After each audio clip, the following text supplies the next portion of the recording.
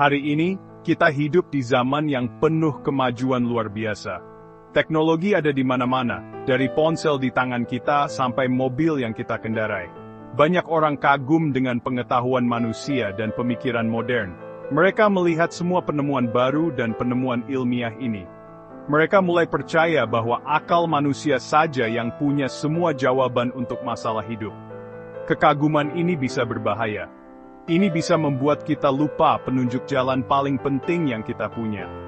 Kita mungkin jadi begitu terkesan dengan apa yang diciptakan manusia, sehingga kita perlahan-lahan menyingkirkan Allah dan Rasul-Nya, Nabi Muhammad, shalawat dan salam atasnya. Kita lupa bahwa semua pengetahuan awalnya berasal dari Allah, yang Maha Mengetahui. Ini adalah perangkap halus yang banyak orang terjebak di dalamnya. Kita mulai mencari solusi dalam filosofi modern, dalam ideologi barat, atau dalam tren terbaru yang dipromosikan di media sosial. Kita berpikir ide-ide baru ini lebih relevan dengan kehidupan kita saat ini. Orang-orang mulai percaya bahwa petunjuk agama itu kuno, atau hanya untuk ritual di dalam masjid. Mereka memisahkan kehidupan sehari-hari dari iman mereka. Ketika dihadapkan pada masalah dalam bisnis, keluarga, atau masalah pribadi, rujukan pertama mereka bukan lagi Al-Quran atau Sunnah. Sebaliknya, mereka beralih ke guru-guru pengembangan diri, ahli keuangan, dan penasihat duniawi, melupakan sumber hikmah dan kebenaran utama yang telah diberikan kepada kita. Bahaya dalam cara berpikir ini adalah menempatkan manusia sebagai pusat alam semesta, bukannya Allah. Kita mulai bergantung pada pemahaman kita yang terbatas, tapi pengetahuan manusia selalu berubah dan seringkali cacat. Apa yang dianggap fakta ilmiah hari ini mungkin terbukti salah besok. Apa yang dianggap filosofi brilian sekarang mungkin menyebabkan kekacauan nanti. Allah mengingatkan kita dalam Al-Quran, dan tidaklah kamu diberi pengetahuan melainkan sedikit. Itu dari surah Al-Isra, ayat 85. Ayat ini adalah pengingat yang kuat tentang keterbatasan kita. Mengabaikan Allah dan Rasul-Nya seperti kapten kapal yang mengabaikan kompasnya di tengah lautan luas yang badai, memilih untuk mengikuti angin yang berubah-ubah. Oleh karena itu, kita harus sangat berhati-hati. Mudah untuk terkesan dengan gemerlap dunia modern. Mudah untuk berpikir bahwa kita punya semua jawaban. Tapi ini adalah tipuan dari setan. Dia ingin kita merasa mandiri dan bangga dengan akal kita sendiri, sehingga kita meninggalkan tali ilahi yang telah Allah ulurkan kepada kita. Ketika kita melupakan Allah dan Rasul-Nya, kita tidak menjadi lebih maju atau modern. Kita hanya menjadi lebih tersesat. Kita menukar petunjuk abadi yang sempurna dengan ide-ide sementara yang cacat. Ini adalah awal dari perjalanan menjauh dari keselamatan menuju kebingungan dan kesulitan, baik di dunia ini maupun di akhirat. Banyak orang keliru mengira bahwa Al-Quran hanyalah buku untuk beribadah.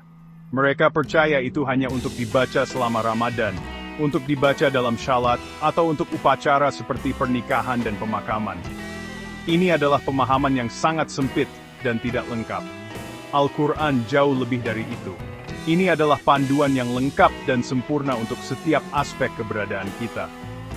Allah sendiri berfirman kepada kita, tidak ada sesuatu pun yang kami luputkan di dalam kitab. Itu dari surah Al-An'am, ayat 38.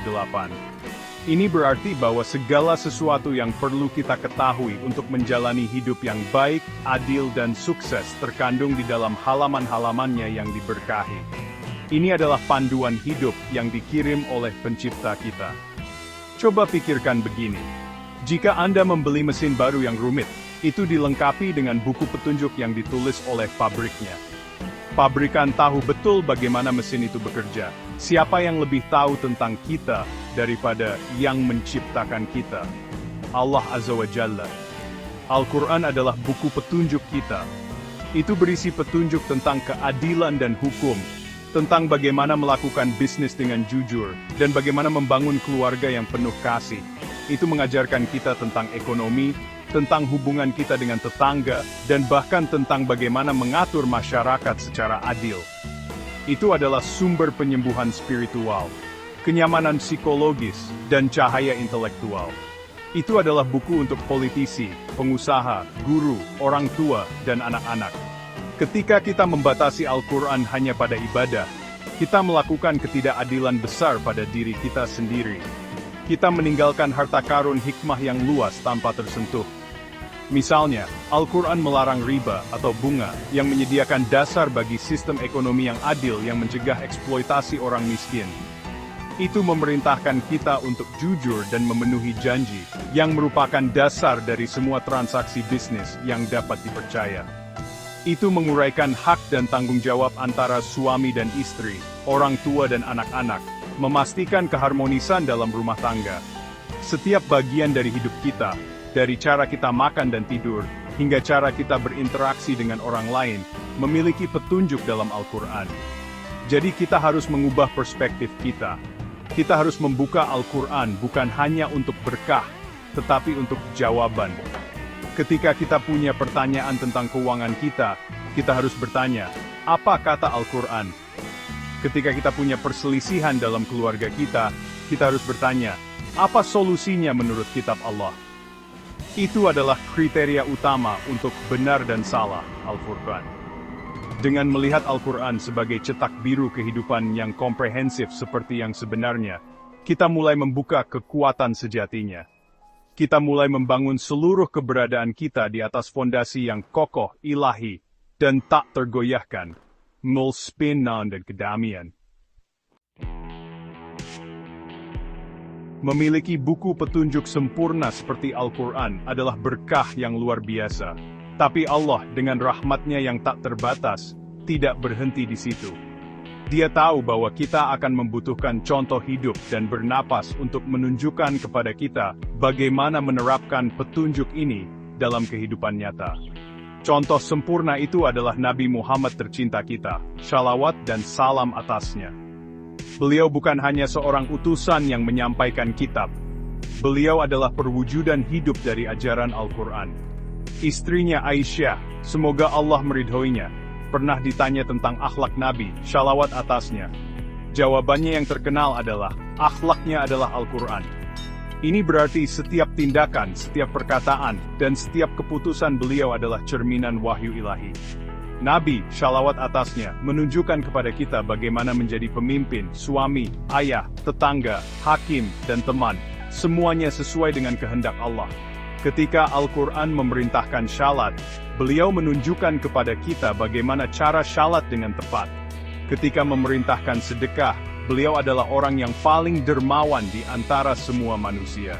Ketika memerintahkan kesabaran dalam menghadapi kesulitan, hidup beliau adalah kisah ketabahan yang paling utama. Beliau menerjemahkan firman ilahi Al-Quran menjadi kenyataan manusiawi yang praktis yang dapat kita semua lihat, pahami, dan berusaha ikuti. Allah menegaskan status beliau sebagai penunjuk jalan kita dengan berfirman, sungguh telah ada pada diri Rasulullah itu suri teladan yang baik bagimu. Itu surah Al-Ahzab, ayat 21. Mengikuti contoh Nabi, yang dikenal sebagai sunnah, bukanlah pilihan tambahan dalam Islam. Itu adalah bagian penting dari iman kita. Menaati Rasul, berarti menaati Allah.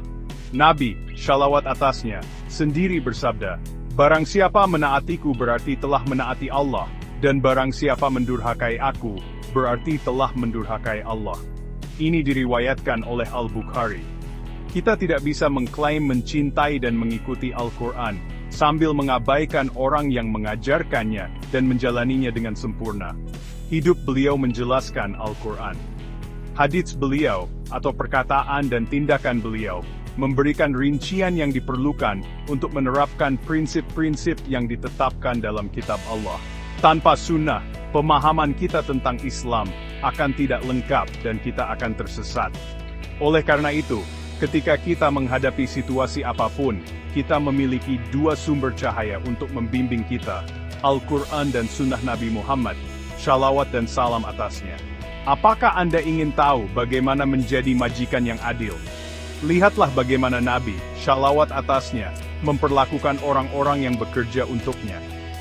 Apakah Anda ingin tahu bagaimana menjadi pasangan yang penuh kasih? Pelajari hubungannya dengan istri-istrinya.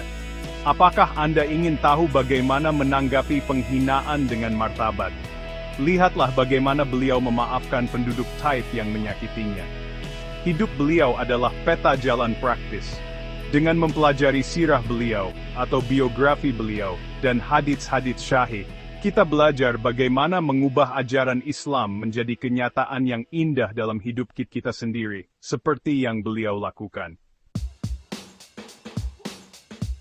Di dunia modern kita, banyak Muslim sayangnya telah membalik prioritas mereka. Mereka menjadikan pengetahuan manusia dan ilmu-ilmu duniawi sebagai rujukan utama mereka. Mereka mengambil apa yang mereka pelajari dari universitas, dari internet, atau dari budaya populer sebagai kebenaran mutlak. Kemudian, mereka mencoba menyesuaikan Al-Quran dan Sunnah ke dalam kerangka buatan manusia ini. Jika sebuah ayat atau hadits sejalan dengan pemikiran modern, mereka menerimanya. Jika tidak, mereka mungkin mencoba menafsirkannya ulang, mengabaikannya, atau bahkan merasa malu karenanya. Ini adalah kesalahan besar dan pembalikan tatanan yang benar. Ini seperti mencoba mengukur lautan luas dengan cangkir teh kecil. Penting untuk menjelaskan bahwa Islam tidak melarang kita mencari ilmu dari sumber luar. Faktanya, Islam mendorong kita untuk belajar dan menjelajahi dunia. Kita bisa dan harus mengambil manfaat dari sains, teknologi, kedokteran, dan bidang lainnya. Ini bisa menjadi alat yang berguna yang membantu kita dalam hidup kita. Namun, ada syarat yang jelas dan tidak bisa ditawar. Pengetahuan duniawi ini harus selalu tunduk pada wahyu ilahi. Itu tidak boleh dibiarkan mengesampingkan atau bertentangan dengan ajaran Al-Quran dan Sunnah yang otentik. Wahyu adalah kriteria utama, kebenaran mutlak yang menilai semua bentuk pengetahuan lainnya, bukan sebaliknya. Jalan menuju kesuksesan dan keselamatan sejati, baik di dunia ini maupun di akhirat, adalah kembali ke fondasi yang benar. Kita harus secara sadar memutuskan untuk mendahulukan Allah dan Rasul-Nya, shalawat atasnya, dalam semua urusan kita. Sebelum membuat keputusan besar dalam bisnis kita, keluarga kita, atau kehidupan pribadi kita, pertanyaan pertama kita seharusnya, apa kata Allah dan Rasul-Nya tentang ini?